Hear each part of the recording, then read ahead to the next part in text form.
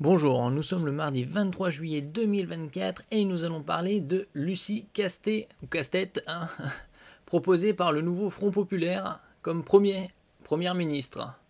Après Huguette Bello et Laurence Toubiana, autour de Lucie Castet d'être proposée pour être première ministre.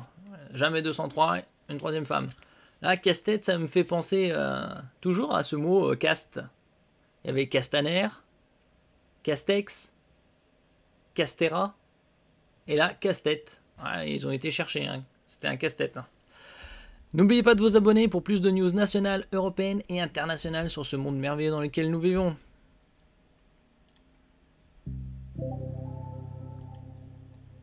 Qui est Lucie Castet, proposée par le nouveau Front Populaire comme première ministre? L'Union de la gauche s'est mise d'accord sur le nom de Lucie Castet, haute fonctionnaire engagée dans la défense des services publics, pour succéder à Gabriel Attal à Matignon. Oui, juste plus de 2 semaines. Hein. Ils ont mis plus de 2 semaines à trouver un candidat, une candidate. Plus de 2 semaines après le second tour des élections législatives où elle était sortie en tête des urnes, la gauche sort de l'impasse. Après les échecs Huguette Bello et Laurence Toubiana, les partis du nouveau Front Populaire ont proposé Lucie Castet, une haute fonctionnaire engagée pour la défense des services publics, au poste de première ministre. Une nomination qu'elle a dit accepter en toute humilité mais avec beaucoup de conviction, estimant être une candidate crédible et sérieuse à Matignon. La candidate surprise du NFP, âgée de 37 ans et issue de la... À 37 ans, elle est à peu près dans le même tranche d'âge que Gabriel Attal qui a 35. Société civile, a déclaré avoir parmi ses grandes priorités l'abrogation de la réforme des retraites d'Emmanuel Macron, une grande réforme fiscale pour que chacun, individu et multinational, paie sa juste part, une amélioration du pouvoir d'achat par la revalorisation des salaires et le relèvement des minima sociaux, ainsi que la fin de la régression des services publics. Son nom est une surprise. Inconnue du grand public, la directrice des finances de la ville de Paris s'est fait remarquer ces derniers mois par son rôle de porte-parole du collectif de fonctionnaires Nos Services Publics, dont elle est co-porte-parole et cofondatrice. Oui, inconnue, mais c'est pas une surprise en revanche. Quant à son patronyme Cast, on est déjà habitué à pas mal. Il manquait une entité qui prenne la parole de l'intérieur pour mettre en lumière les dysfonctionnements et faire des propositions, jugeait-elle lors de la création de l'entité. Lucie Castet est engagée dans les luttes associatives pour la défense et la promotion des services publics, assure le NFP dans son communiqué. Cette haute fonctionnaire avait notamment été remarquée dans l'émission C'est ce soir, sur France 5, en novembre 2022, lorsqu'elle avait frontalement attaqué le ministre de la fonction publique Stanislas Guerini. On a perdu 180 000 fonctionnaires d'État entre 2006 et 2018. Dans le même temps, le recours au cabinet de conseil explosait alors qu'ils coûtent trop cher et souvent ne servent à rien, lui avait-elle lancé, en référence aux dérives du recours au cabinet de conseil par l'État. Oui, pourquoi avoir recours à des cabinets de conseil américains en plus, alors qu'il y a tout ce qu'il faut au niveau national. Pour avoir un petit conseil, combien ça coûte? Oh, 1 million, hein, un petit million pour donner des conseils contre les intérêts de la nation. Sciences Po, ENA, Bercy.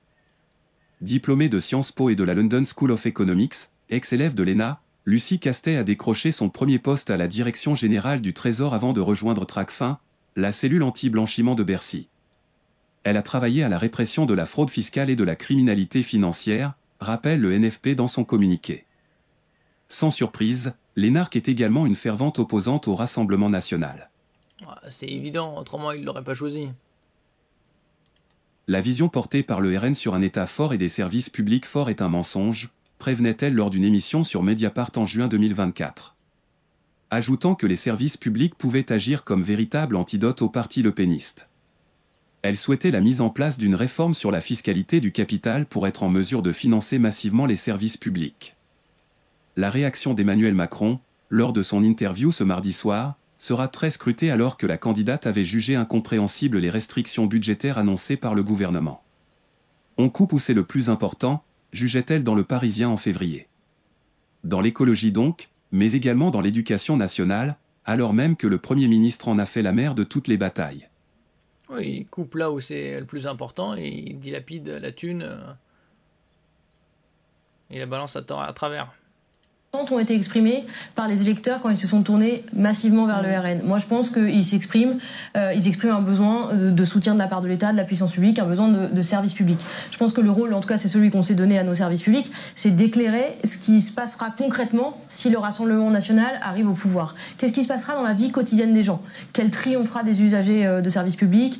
Quels moyens seront mis pour les services publics, etc. C'est montrer que la vision qui est portée par le RN sur un État fort, des services publics forts, est un mensonge, cela n'existe pas, et donc cette aspiration ne sera pas comblée. Et maintenant, quand on parle de regarder l'avenir, se dire que peut faire la gauche, c'était la première la première question que vous posiez à ce nouveau panel, quelle mesure? Je pense que vraiment les services publics peuvent être un antidote au RN, se retourner contre le programme du RN, et quelle mesure? Je dirais une réforme fiscale. Julia Cagé, cette fois, je suis d'accord, elle disait il faut par exemple une réforme sur la fiscalité du capital, il faut être en mesure de financer massivement les services publics.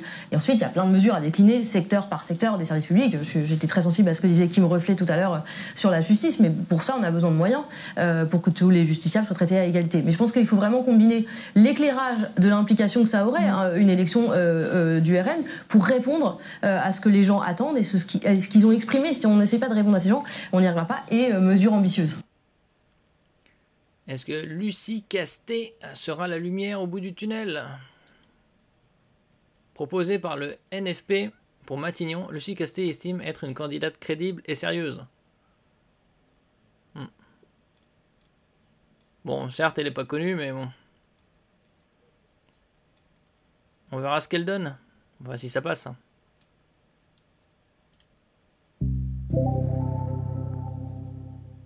Proposée par le NFP pour Matignon, Lucie Castet estime être une candidate crédible et sérieuse.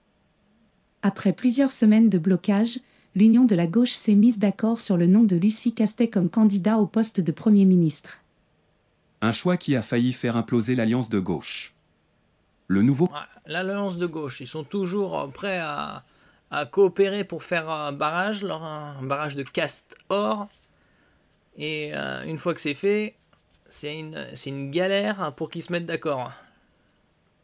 Pourtant, la gauche, elle est censée être diplomate et tout. Au Front populaire, NFP, a annoncé ce mardi, une heure avant l'interview du président de la République, avoir trouvé un accord sur le choix du candidat au poste de Premier ministre. Il s'agit de Lucie Castet, une haute fonctionnaire engagée pour la défense des services publics. Dans une déclaration à l'AFP, elle dit accepter en toute humilité mais avec beaucoup de conviction le poste et estime être une candidate crédible et sérieuse pour Matignon. Animatrice de luttes associatives pour la défense et la promotion des services publics, activement engagée dans le combat d'idées contre la retraite à 64 ans, la co-porte-parole du collectif Nos Services Publics, actuellement directrice des finances et des achats à la ville de Paris, a travaillé... Alors, elle est responsable.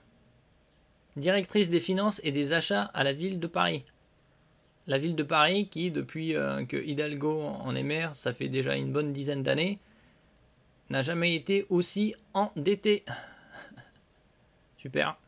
Et à la répression de la fraude fiscale et de la criminalité financière, rappelle le NFP dans un communiqué diffusé à 19h. Sur X, la secrétaire nationale des écologistes, Marine Tondelier, demande à Emmanuel Macron de reconnaître le résultat des élections et la nommer à Matignon. Le député et porte-parole du Parti socialiste à l'Assemblée, Arthur Delaporte, parle d'un profil totalement compatible avec ce que le PS porte dans le débat public. De son côté, le Rassemblement national, via la voix de Sébastien Chenu, dénonce une plaisanterie de mauvais goût. Le DEP. Cette annonce intervient après plusieurs semaines de Alors, Olivier Faure, le nouveau Front populaire a désormais une candidate pour Matignon, promesse tenue. Mais bon, on verra quand elle sera officiellement en place. Sébastien Chenu, le NFP propose Castet Lucie, ou Castet, pour Matignon. Cette énarque était directrice des finances de la ville de Paris, dont l'état budgétaire est totalement catastrophique. Oui, parce que là, ils doivent être à déjà 10 milliards d'euros de dette. Une plaisanterie de mauvais goût, j'imagine. J'ai ruiné Paris, je peux le faire aussi. Pour la France, sera son slogan. Ouais, c'est un peu mixé avec Anne Hidalgo, ça. Regardez ce que j'ai fait de Paris, imaginez ce que je peux faire de la France. Blocage des négociations. Durant la campagne pour les élections législatives anticipées, le NFP n'avait cessé d'entretenir le flou quant au choix de son Premier ministre potentiel.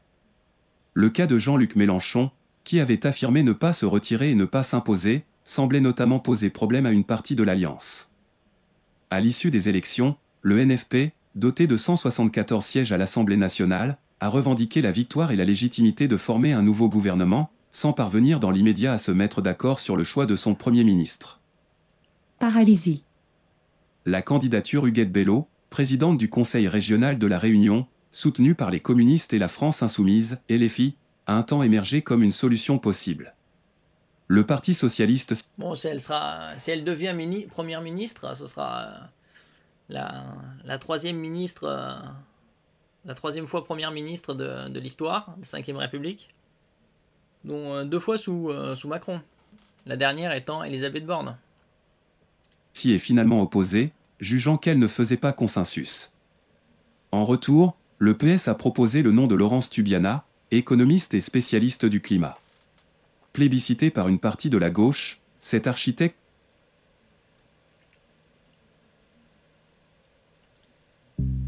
Huguette Bello, tenu par les communistes et la France insoumise, LFI, a un temps émergé comme une solution possible. Le Parti socialiste s'y est finalement opposé, jugeant qu'elle ne faisait pas consensus. En retour, le PS a proposé le nom de Laurence Tubiana, économiste et spécialiste du climat. Plébiscité par une partie de la gauche, cet architecte de l'accord de Paris s'est toutefois confronté au refus de LFI, qui lui a reproché sa proximité supposée avec le camp Macron. Elle a annoncé lundi qu'elle renonçait à être la candidate du NFP pour devenir première ministre en raison des oppositions au sein de la coalition. Face à cette paralysie, la chef de file des écologistes Marine Tondelier s'était dite désolée du spectacle qu'on donne aux Françaises et aux Français. Pour rappel, selon la Constitution, le président est le seul à pouvoir nommer son chef de gouvernement. Mais en l'absence de majorité de son parti à l'Assemblée, la coutume veut qu'il compose avec la première force politique sortie des urnes, en l'occurrence le nouveau Front populaire. Et vous, pensez-vous que Lucie Casse-Tête, obtiendra ce poste de première ministre, ou est-ce que Macron s'entêtera, on va dire, et gardera son petit frère, Gabriel Attal? Nous verrons. Je pense que c'est peu probable qu'il change de ministre. Nous verrons ça dans les jours, les semaines qui viennent. Bon, s'il y a changement de ministre, ce sera probablement à la rentrée.